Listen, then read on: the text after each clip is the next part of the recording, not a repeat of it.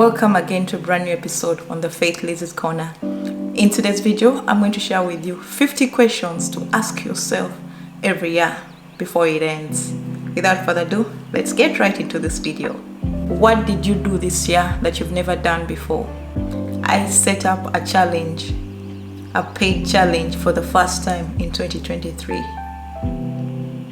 I did a challenge for September. It was a 30-day challenge and I had people sign up. In fact, that was my first paid challenge and many people signed up and paid. I was impressed that I got to take them through my framework that I use to achieve the goals that I've set. And at the end of the 30 days, many had lost up to 5 kilograms, while others had improved their habits. They had become consistent when it came to working out. They had a habit tracker to help them track their progress. So that was something that I'd never done before. Number 2, did you keep your New Year's resolutions or New Year's goals? I kept most of my New Year's resolutions. Many of my resolutions were centered around my word of the year. Each year I choose a word of the year, and my word of the year this year was nourishment. In fact, let me talk about nourishment. Around this time, I usually take time and sit down and reevaluate my year. And after I've reevaluated my year, I come up with some words that I think are going to help me move ahead when it comes to achieving the goals that I'm going to set for the coming year. Last year, my word was faith, and it really came through. So I had to practice that faith, believing without seeing. I'll give a testimony about that word in the coming video. I don't know how soon I'll record it, but faith really came through for me in 2022 to 2023. 2023, the word I chose was... My word for 2023 is... nourishment. And with nourishment, it meant that I had to nourish myself in all aspects of my life, from my spirituality and faith, in my business, in my working out, in the podcasts I consumed, in the books I read, and it really pulled me through. If I hadn't nourished myself, I don't think I would have gone through that trying moment when I lost my dad. So nourishment was a word that kept me going. So all in all, I kept all my New Year's resolutions. Number 3, did anyone close to you give birth? That's strange. Someone close to me gave birth, not that I know of. Number 4, did anyone close to you die? Yes, I lost my dad in October. Number 5, what cities, states, or countries did you visit? After 8 years, I was able to make a trip to Uganda, and in fact, I've done a vlog of my trip in Uganda. It will be linked in the description of this video. Number 6, where do you want to travel to? Actually, I've always wanted to go to Japan, and I also want to go to Melbourne, probably for Easter 2024. Number 7, where do you want to live if you could live anywhere? If I could live anywhere in the world, I could live in Australia, and that's where I live because I love it. But I also love living in Uganda. I love family, so I find places where I can have family and that inner bond are places that I want to live at. Number 8, what do you want to have next year that you lacked this year? What I would like to have next year that I lacked this year was a business mindset. So what has happened in the past is I'm a person who loves to help. My love language is acts of service. So I've always served others, but many times I've served at the detriment of my financial state. Like I can offer services, but most times I don't know how to ask for money from those services that I've offered. Especially now that I'm into business and I've started 2 side hustles, I want to be able to make money without feeling that I don't deserve to make money. Do you get what I mean? Like I want not to be salesy, but I also want to be able to sell. That's one of the things I want to have in 2024. Number 9, what dates this year will remain etched in your heart? The dates that remain etched in my heart is the day my dad died. Of course, that I'll never forget it. And also the day my daughter took her first steps.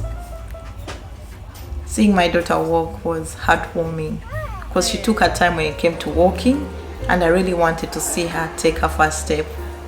She walked at 17 months, which was a bit late, but I was so happy to see her that she was walking at that time.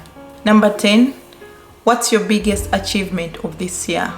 So my biggest achievement for this year has been overcoming the fear of being seen.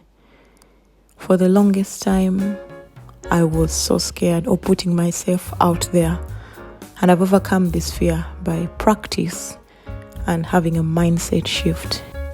In fact, I wrote down a quote today that reads, "Your life isn't yours if you care about what other people think of you." That quote has helped me stay in my own lane and do things that I feel matter in my life. So that's my biggest achievement for 2023. Number 11, what's your biggest failure of this year? So my camera overheated while I was filming the questions. Number 11, what was my biggest failure for 2023? I wouldn't say I failed in 2023. In fact, I achieved more than my failures. So I'm not going to beat myself up for the things that didn't go as planned. So I wouldn't say I failed. I thrived in 2023. Number 12, what other hardships did you face? Hardships I faced, I think about time management. I'm a person who loves to do. So most times I find it so hard to create time to rest.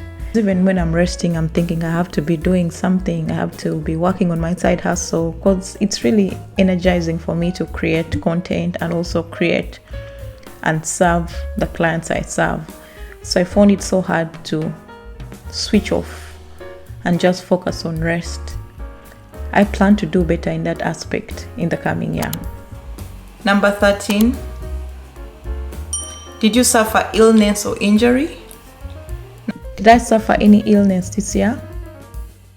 Not quite, but between September and October, my body was telling me I needed rest because I felt like I'd been hit by a train because I wasn't prioritizing rest. So I didn't suffer from any illness, and I'm grateful to God for keeping me healthy throughout the entire year. Number 14, is there something that is missing from your life? Something missing in my life could be a little bit of fun. I've not really had time to have fun. The only time I had somewhat a good time is when I was in Uganda. I had time to go out with my friends and just catch up. Being a mom of 2 and not having any other help apart from my husband, I find it so hard for me to just create time for myself, especially going out and doing things that are not inside my home. It's a bit hard, but I plan to do better. So I need to find that work-life balance. Number 15, what are the insecurities you have at the moment? Insecurities at the moment are about, I don't like my fingers. I won't show them. I don't like my fingers. Number 16, have you been more independent of others this year?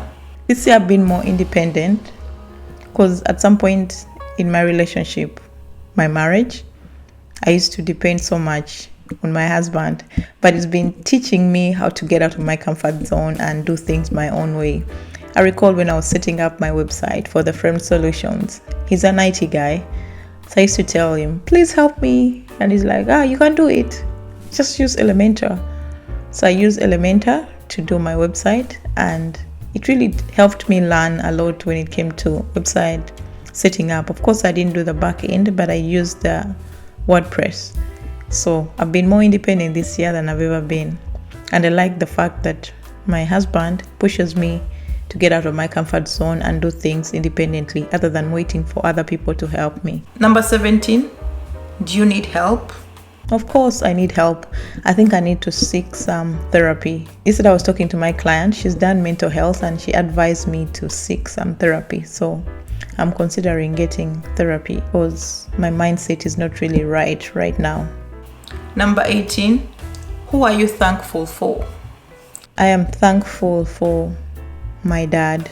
It's sad that I can't thank him in person, but I'm thankful for all he ever did for me. his encouragement. He's been my cheerleader. He's cheered me on in all the aspects of my life. All the things I've done, he's always been in my corner, cheering me on and encouraging me to break the glass ceiling. In fact, in his phone, he sent me a screenshot when I graduated my PhD and he had saved me as doctor. And I'm like, I'm just your little daughter, as you always call me. I'm thankful for him and his legacy will live on. Number 19, what are you thankful for? I am thankful for life. We take life for granted.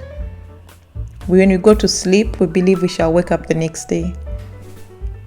But every minute we breathe, every air we take in is a present, is a gift to us. So we need to acknowledge that this life we have is from God.